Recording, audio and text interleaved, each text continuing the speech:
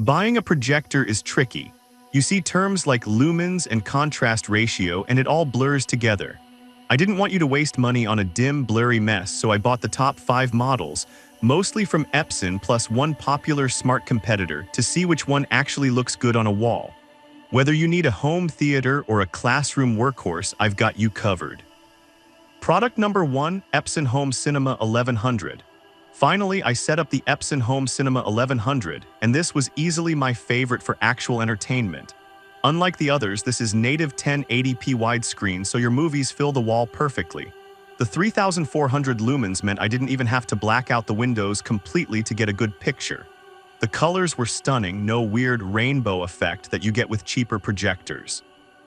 I also loved that it has AirPlay built in. I streamed video straight from my iPhone without hunting for an HDMI cable. Gaming looked smooth too, with no noticeable lag during fast motion. If you want a genuine home theater experience for sports and movies without setting up a complicated rig, this is the best value on the list. Product number 2, Epson PowerLight 118. Then I tested the PowerLight 118. This is a step up for institutional use. Like the E20, it projects a square image rather than a widescreen movie shape. The brightness is fantastic, but the moderator function is what stood out during my testing. It lets up to 50 users connect, which is wild for a classroom or meeting room context. I also noticed the lamp life is rated for 17,000 hours in eco mode. That is literally years of use without maintenance. The colors are vibrant thanks to that 3-chip tech.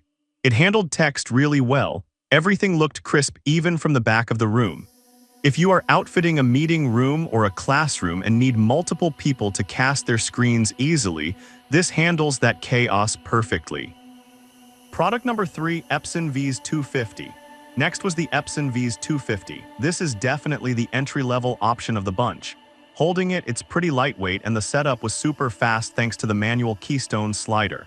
Here is the deal though, it's SVGA resolution, which is 800 by 600. When I projected spreadsheets or big text, it looked bright and punchy because of the 3200 lumens. But for movies, you're going to see pixels. It's great that it works wirelessly with the iProjection app, but the low resolution limits it. It does have a zoom ring, which helped me fit the image on my screen without moving the table. If you are strictly looking for a business projector to show bright PowerPoints in a lit room and you're on a tight budget, this gets the job done. Product number 4, Epson PowerLight E20. Then I grabbed the Epson PowerLight E20. This thing screams durability. It feels like the kind of projector you'd see in a school solid white plastic that can take a beating. The biggest win here is the 3 LCD tech. Even though it's not 4K, the colors popped way more than the cheap single-chip projectors I've used in the past. I noticed the 5-watt speaker is actually loud enough for a medium-sized room, which saves you from dragging around external speakers. The lamp lasts up to 12,000 hours, so you won't be changing bulbs constantly. It's strictly 4:3 aspect ratio, so it's square, not widescreen.